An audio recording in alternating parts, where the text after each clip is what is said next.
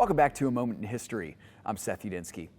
Well, in Europe, the hinge point between the Old World, and that's the ancient and medieval ages, and the modernism that we live in today is what historians call the Renaissance, and that's a period of rediscovery and rebirth.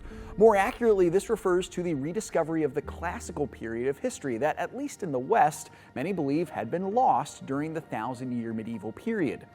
So this time period was highlighted by the arts, and several artists would dominate the landscape of Europe with their works, which stand up today as some of the most beautiful works of art in the entire world. Possibly the most famous of these men was an Italian painter and sculptor by the name of Michelangelo di Lodovico Buonarroti Simoni.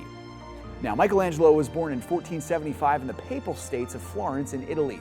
His familial lineage was somewhat lower nobility, but he was not overtly esteemed on the societal ladder before entering prominence as the brilliant Renaissance artist that he would be as a young man.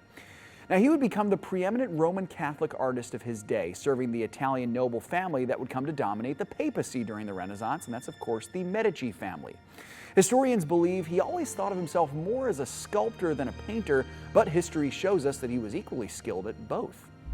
His most famous painting would cover the ceiling of the Sistine Chapel in New St. Peter's Basilica, and that's, of course, perhaps the most famous church in all of Christendom, and you should check that out in another moment in history, by the way. At the behest of the Medici Pope Julius II, Michelangelo meticulously painted the scenes on the ceiling of the Palace of New St. Peter's, scenes that depicted the most important accounts of the biblical narrative, and that includes the creation of man and the genealogy of Jesus Christ.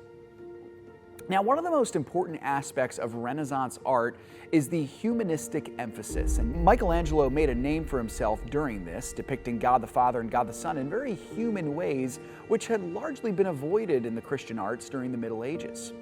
Now, one other aspect of Michelangelo's art style was his fusion of Christian art with that of classical paganism, found in ancient Rome, of course, and this is why many of his pieces have the look of Greco-Roman works, even if they depict biblical figures and biblical events.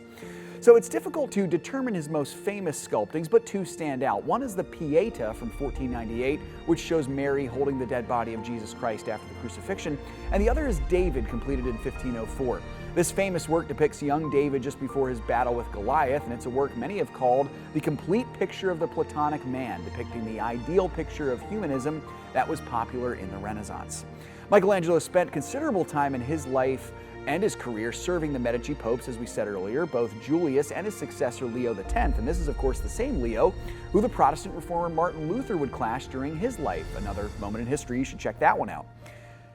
Now, some believe Michelangelo was homosexual based on his seeming interest in the male form in his art, but there's not enough evidence for this. He lived a very long life for his time, dying in 1564 in Rome, just weeks before his 89th birthday. Thanks so much for joining me once again for A Moment in History.